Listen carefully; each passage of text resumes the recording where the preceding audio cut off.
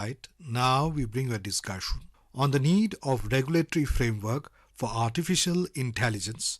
The participants are Amit Dubey, cybersecurity expert, and Gora Dhawanlal, anchor.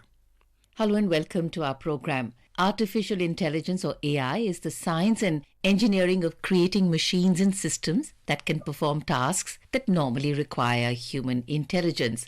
Nowadays, AI has been advancing rapidly in recent years thanks to the availability of large amounts of data and very quick computing mechanisms.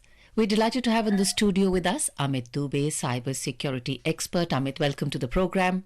Thank you. Thank you so much for having me. Great. So, Amit, because of the fast advancement of AI, the need for a regulatory framework for AI, and with specific reference to India, let's begin with that, because India's stand has been quite oscillating, from really not wanting regulation to a cautious one saying, yes, we need regulation. So, a little bit about this journey. Yeah, so interestingly, I would like to start first what is an AI, because AI and the Gen AI, especially the generative pre-trained transformers we have recently experienced. Before 2018, whenever we used to talk about AI, we discuss about it, we say that yes, if there is a large chunk of data and we want to extract some meaningful information out of it, then we can use AI.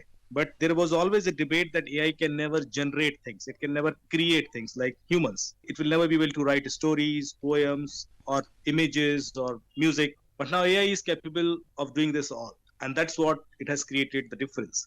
That's why these regulations are important. Now it is challenging intellectual properties. It is challenging the situations like identity theft, impersonations, deep fakes. And because of this Gen AI, we are facing every day some disruption in some industry. And that will grow exponentially in future. Eventually, there'll be a time we call it singularity, when the collective intelligence of all human beings on earth will be less than one AI. And we call this a singularity, that we have achieved singularity. A single machine is more capable of doing things than the collective human intelligence. So we are heading towards singularity. And that's why we need to regulate these systems.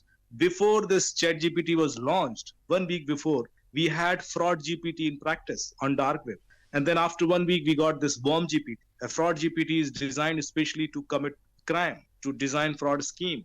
Worm GPT is designed to write viruses, malware, or such kind of malicious programs. So all these negative users of these technologies, they are always much more ahead than the positive users. Technology is first experienced by these negative people first.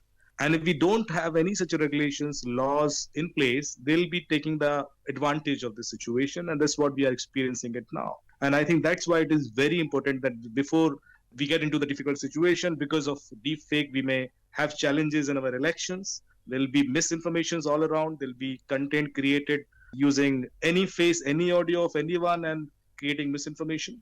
And then also defaming women, children, prominent people, and that may even hamper businesses. Right. We didn't want to hamper the businesses. Whenever we put regulations, there'll be some restrictions on research and development also. And all these countries, they have developed their own AI models, large language models, LLMs and all. And they are already going ahead with that if without any regulations. So if India brings these regulations and stop people to develop such kind of technologies, actually we are cutting down some of these positive scopes also. So that's why it is important to keep a balance. And these regulations, I think, will definitely bring that balance, not hampering any R&D activity, but also discouraging the negative use of technology. So before we move into, regulations specific to India and then move on to the global aspect, wanting to understand from you, AI regulation and the digital world regulation, what are some differences? Because we do have digital world regulations in place. See, to create any AI model, we need some resources. AI is a very processor consuming activity. To generate an AI model, it consumes lots of power. So it is also generating lots of carbon footprint. If to create a single large language model like ChatGPT, you burn electricity and generate CO to an extent, if I could give you a comparison, almost 1,000 electric cars generate similar kind of carbon footprints in 50 years. So you are actually generating that much carbon footprint and actually overloading Earth unnecessarily. So if everybody and anybody is trying to build their own AI systems and models for every industry, they are actually exploiting resources. And I think we need regulation there as well. AI should not be blindly implemented in everywhere. It will also hamper jobs. It will also cut down on various human jobs. And I think that's where the regulation should also come. We should not allow everybody to move quickly to every use of AI so quickly. There should be some face-by-face approach, I guess. And we are not prepared for that. We can't face million people becoming jobless all of a sudden, and then we need to retrain them for some other work, and that will be a big challenge for all over around the world. Right. So I think these regulations are important from that respect as well, not to unnecessarily consume resources, and also effectively and diligently using these technologies. So as per the Cabinet Minister Rajiv Chandrasekhar, he said by July this year, we would have collected and collated, coming out with some ethical and correct uses of AI in terms of regulations. Yeah, Could you yes, throw some light on correct. this, please? Yes. So see, all these AI engines, they show sort of biased approach because they are the product of the data. And if the data is not sanitized, data is not scrutinized, they will also show the behavior the data has been generated through whatever kind of people. I think this kind of intellect will convey to that AI as well. So if you take the example of ChatGPT has lots of biasing when you ask questions with reference to some Indian social context. We had problems when we were asking ChatGPT to tell some jokes on Indian deities. It was very comfortable to crack any joke, but when we asked ChatGPT to crack joke on any other religion, it was not comfortable. So it had shown those kind of biasing. Similarly, for women and children related issues, there were many such biased decisions which had been given by ChatGPT. So lots of such references are there where we have experienced that AI model is created and those are not unbiased. So when we are using it in different industrial, for example, recruitment, IBM is using AI to recruit most of their software engineers. So all HR round of interviews is actually already happening through AI. And if this AI is biased, we may have those kind of repercussions in their selection processes. So we need to have some guidelines that it should be used ethically, and how to ensure that it is not taking consideration of any such gender-based inputs or language-based inputs or facial expressions or whatever things that could racism or something should not come into that play. So these are the challenges I think we need to take care of on priority. Second, I think we need to also regulate the uses of it, because when somebody is creating a deepfake video of Honorable Prime Minister, he is using some resources from somewhere. He's using some cloud compute and a platform which is offering that. For example, there are open source platforms like Synthesia or Descript. They create clone voices or clone videos.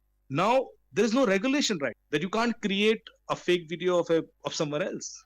And I think that's where these regulations will help us to restrict these platforms. First of all, they need to keep all the logs, who are users, who are using them, what are they doing, are they creating fake content, are they creating impersonated content. And later on, if there is any such consequences, we see law and order can be maintained by reaching out to those platforms and getting the details of those users also, and taking corrective actions or even taking legal actions against them. So this is something which is missing right now. That's why the criminals take the advantage of it. Right.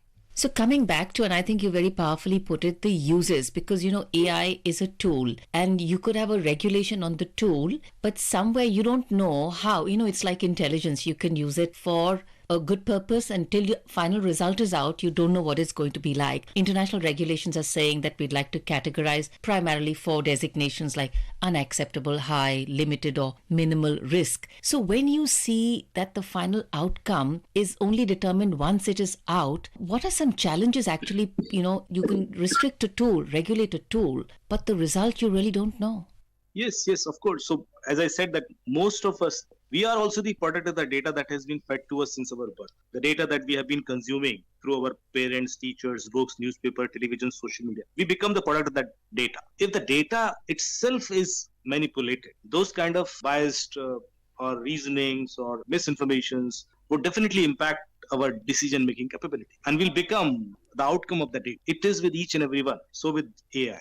And how to correct that, we need to have some process to sanitize that data, to annotate that data, to rectify those biasing. So it is very challenging.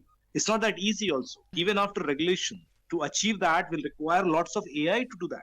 Because this cannot be done manually. They are actually consuming trillions and trillions of data. And this data cannot be sanitized manually. And even if you sanitize it manually, will you trust on those people, those are doing that job? So there are many such stakeholders where even after you put such regulations, eventual outcome will definitely have some or other bias. It Right. will never be 100% unbiased, which I feel so. But the regulation will definitely help us to put some, I think, push to them that actually they should consider some processes to make it unbiased, first of all. The second, uses. For example, there is a website which is called thispersondoesnotexist.com. If you go to that website, you can generate one human face every second. And it has created billions and billions of faces. Every second, everybody can create. And these faces look real human faces. You can use them to have social media handles. You can make friends. But these are fake people. These are not real people. And people are misusing them for their different marketing purposes. My point is, should we allow it? Is it an ethical use of AI? Why are we doing this? Why are we creating so many human looking faces around the world? So I think these regulations will help us to restrict the uses also, or industrial uses, end user applications. We can use AI for education purpose. We can use AI for securities. We can use AI for effective training of people or solving many such industrial problems. But I think I have experienced that most of these exciting uses that we see now, those are negative. Right. So, Amit, what one is hearing you say is that there are huge social, mental health, political, and economic impacts. Economies could at a later stage come crashing down because of some news and because the world is so interconnected. So, this brings us to the next question, which is when we're also interconnected, can our regulations also be collaborative and interconnected across the world? Actually, this is the vision. We are heading to Web 3.0. Web 3.0 is more of a democratization of internet, where it is not limited to geospatial boundaries, like not only to Indian boundaries or to any country's boundaries. People all around the world will take care of it for any such kind of taking down of content or claiming authenticity of a content through blockchain-based backend. So lots of these technologies are already coming into the picture. But unless until there's a government push, they may never become the mainstream technologies. And that's why there is a delay. So Web 3.0 is not pushed that much right now because of some side effects of it as well. You can't let everything happen through democratic ways. Sometimes you need some regulations for that as well. Right. So we'd like to actually, before we close, Amit, understand from you, how do you see 2024 panning out for sectoral and broader AI regulations? And do you see countries actually really seeing the desire and the positive points of having to come together? So I think any regulation will be effective only if it has some global support. If you are regulating your own people, but you don't have any control on people out of India, ultimately they will develop those applications and will start offering to Indian people and they'll consume it, first of all. And it is an interconnected world. You will never be able to penalize them also. And you will never be able to caught those people. Those are hidden, those are in dark web. And there are platforms available through which anybody can access those services through VPN, proxies.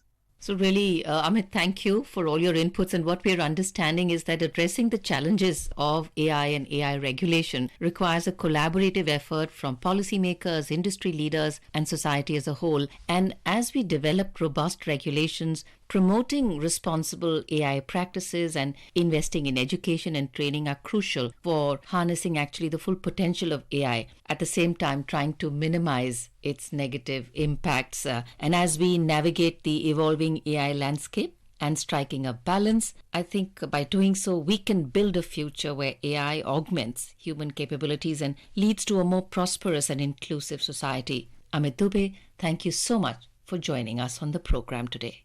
Thank you. Thank you so much for having me. You were listening to a discussion on the need of regulatory framework for artificial intelligence. The participants were Amit Dubey, cybersecurity expert, and Gaura Dhawanlal, anchor. This program was produced and presented by the News Services Division of Akashvani. You can listen to it on a mobile app, News on AIR. This program is also available on our YouTube channel, News on AIR Official. You may share your feedback about this program through email at airnsdtalks@gmail.com or WhatsApp on 9289 094044. ये है आकाशवाणी और आप सुन रहे हैं gold 100.1 पर।